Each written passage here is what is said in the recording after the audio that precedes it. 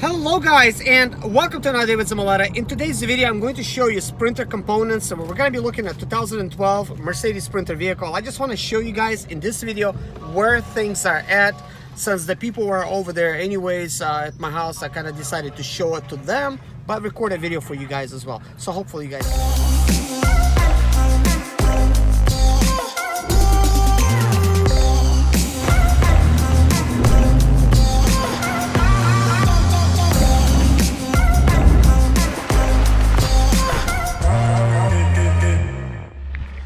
Okay, let me show you some components where some stuff is located, because if you end up buying this, you're gonna need to know anyways. So this you already know. This is for your engine oil. This is for the DEF right here. This is radiator fluid. And right over here, you can't really see it, but I'm gonna put the camera around. You see that little black cap right there? Right here. This particular unit. Do you know what that is? That's your transmission, you don't have no transmission dipstick, but that's actually transmission dipstick. Let's actually turn it off that way. I mean, we don't need it on right now.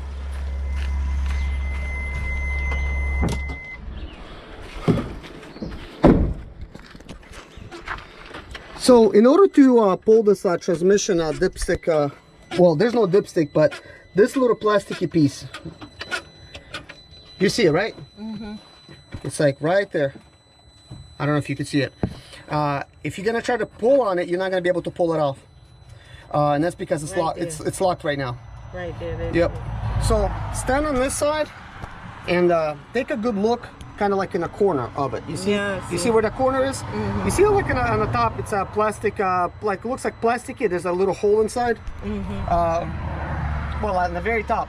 You're gonna need to take a screwdriver and push that little tab in, because what happens is somebody already actually broke it off. It's supposed to be red little tab on there, and you now need to take a screwdriver and push it in, and on the not over there, but on the edge right there, where you got the finger. Okay, let me take a look. Yep, it's broken off. I could see the pieces in there. That is fine. Don't worry, it's not a big problem if it's broken off. You're just simply gonna need to take a screwdriver, something really short. Press on it, and when you actually press on it, it's gonna come out through the bottom. Just catch it. You can still reuse it, no matter. But there's no dipstick in there. Okay. But if you're gonna need to top your transmission fluid off, you're gonna need to pull that little cap off. And people break these things all the time. They keep yanking on it. So you just have to top it off, and you don't have to cheat it with the dipstick. I would not even say top it off. But if you need to check your transmission, fluid and stuff, you're gonna need to. But wouldn't the computer tell me? No. No, it's not going to tell you. It'll tell you if you need engine oil. Yes. You could actually press a little button on there, like by putting it on, and then hit the little button where it says little oil drops. It's going to tell you how many quarts you need. And here's a dipstick for the engine oil. It's a little red one right here. So that is actually pretty easy to tell. Here we have, this is the windshield washer fluid. You still got some in there.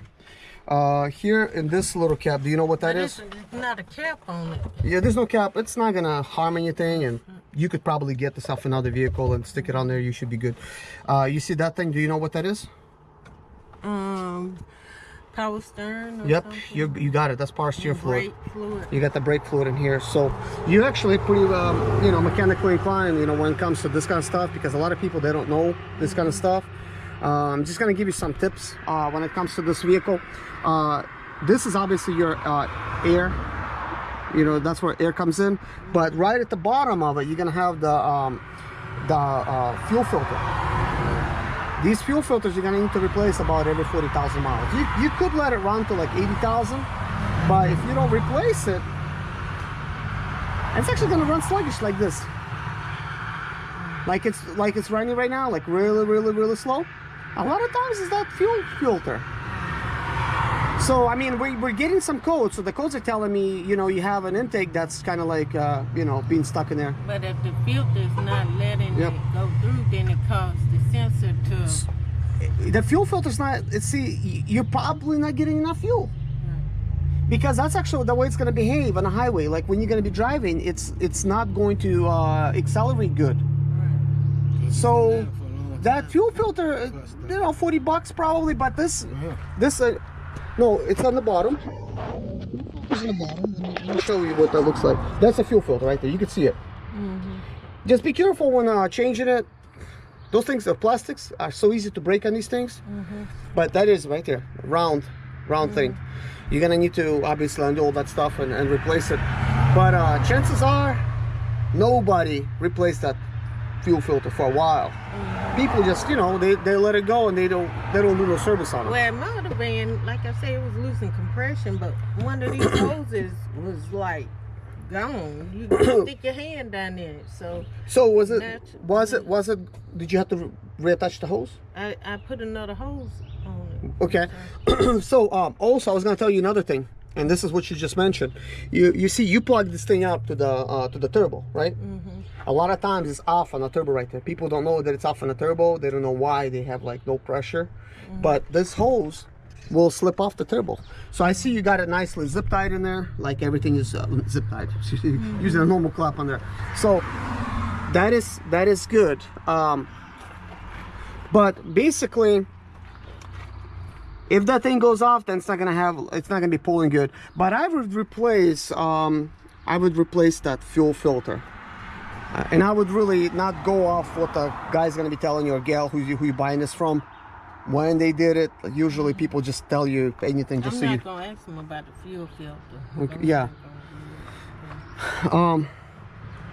Let me see what else I could tell you here while we're down here. You do know like what this is for, right? Yeah, so like this is like where you press it in. And when you're gonna be pulling this air tank off, there's a plastic release over there. So you just release it, pull this tab off, get all that stuff off. Do you know what this is? This is a mass airflow sensor. If this is on the wrong way, it actually is going to be acting the same way like it's acting right now, like this wrong direction. Like flipped, you know. Some vehicles you can install the wrong way. Like it's just, you know, people don't pay attention. You got to look at the arrow, make sure the arrow is going to be facing the right way. It's probably on the right way. I'm not going to say it's not, because there's no way to put it on wrong on this vehicle. But when it goes wrong, when it goes bad, you know what's going to happen? You're going to start your van up and it's going to die. Immediately die. So you're gonna think, why is my van dying? That's why it's dying. You could unplug it, and technically it should start without that thing being on. But not all vehicles work like that. Like a lot of the Mercedes, you unplug it, now the van starts. But if it's plugged in, it's not starting. So maybe they done it to where it doesn't start anymore. I don't know. I haven't tested it yet.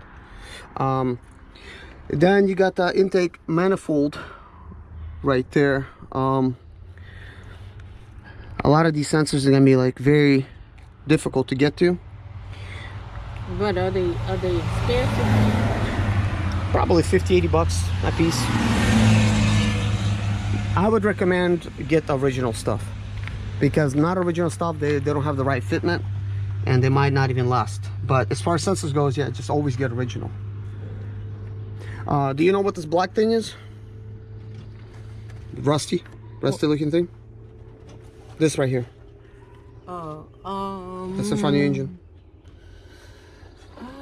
That's a high pressure fuel pump. Oh, okay. It's a mechanical pump. Okay.